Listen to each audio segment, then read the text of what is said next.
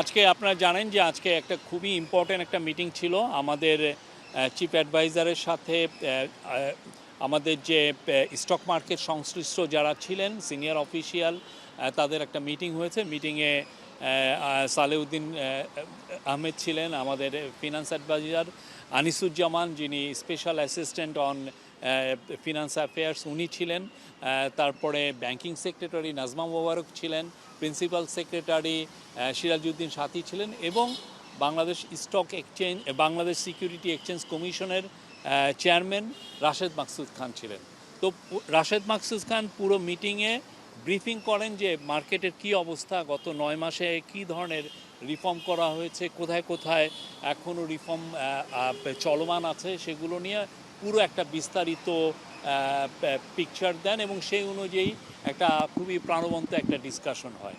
সেই ডিসকাশনের আলোকে কিছু কিছু ইম্পর্টেন্ট ডিসিশন নেওয়া হয়েছে। প্রথম কথা হচ্ছে যে চিফ অ্যাডভাইজার কিছু নির্দেশনা দিয়েছেন, আমরা বলবো যে 5টা মেজর নির্দেশনা দিয়েছেন।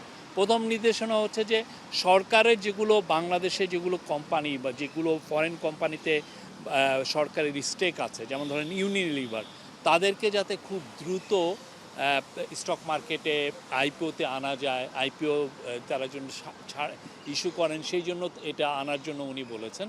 দ্বিতীয়টা হচ্ছে যে বাংলাদেশে আপনি জানেন যে অনেক প্রাইভেট কোম্পানি আছে, এখন তারা তাদের টার্নওভার $2-3 বিলিয়ন, অনেক অনেক বড় বড় কোম্পানি হয়েছে। বাংলাদেশের তো সেই 20-30 বছর আগের বাংলাদেশ না, অনেকগুলো কোম্পানি অনেক বড় হয়েছেন, তাদের অনেক বড় বড় ভেঞ্চার আছে।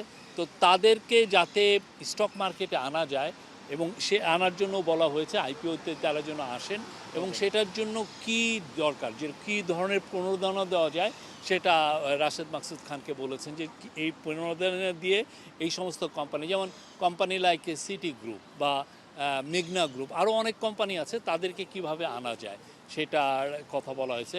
তৃতীয় হচ্ছে যে আপনি জানেন স্টক মার্কেটে ভেস্টেড ইন্টারেস্টের লোক অনেক অনেক ধরনের ভেস্টেড ইন্টারেস্ট আছে, ফলে দেখা যায় যে আমরা রিফর্ম নিলেও অনেক সময় রিফর্মগুলো ঠিকমতো কাজ করতে চায় না, বা এরা রিফর্মগুলোর বিরুদ্ধে দাঁড়িয়ে যান। তো এইটার জন্য এই স্টক মার্কেটে যাতে খুব ডিপ রিফর্মটা ক্যারি আউট করা যায়, এবং এমন ব্যক্তি যাদের আসলে এইখানে কোনো ইন্টারেস্ট নাই, এই রকম একটা রিফর্মের কথা চিফ অ্যাডভাইজার বলেছেন। এবং উনি বলেছেন সেট অফ ফরেন এক্সপার্টকে আনতে বলেছেন, যারা এসে 3 মাসের মধ্যে পুরো রিফর্মটা তারা ইনিশিয়েট করবেন বা ক্যারি আউট করবেন। এইটার একটা সেট অফ ফরেন এক্সপার্টকে আনতে বলেছেন।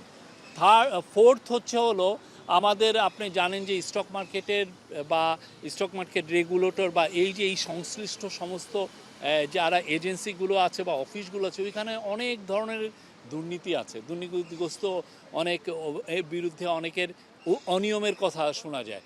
তো চিফ অ্যাডভাইজার বলেছেন যে যাদের বিরুদ্ধে অনিয়মের অভিযোগ আছে খুব দ্রুত তাদের ব্যবস্থা নিতে, এবং যাতে পুরো স্টক মার্কেটে এক ধরনের বার্তা পৌঁছায় যে কোনো ধরনের কোনো অনিয়ম বরদাস্ত করা হবে না।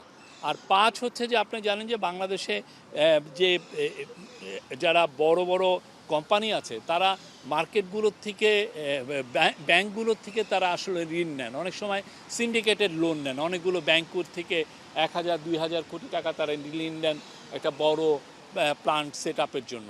তো এইটার জন্য বলা হয়েছে যে এই ঋণটা যাতে এটাকে নিরুৎসাহিত করে কিভাবে এই ঋণে না যে কিভাবে তারা বন্ড ইস্যু করে বা স্টক মার্কেটের মাধ্যমে কিভাবে তারা তাদের ফান্ডটা রেজ করতে বা ক্যাপিটালটা রেজ করতে পারেন, সেই বিষয়ে বলা হয়েছে। আমি আবারও বলবো যে খুবই প্রাণবন্ত আলোচনা হয়েছে।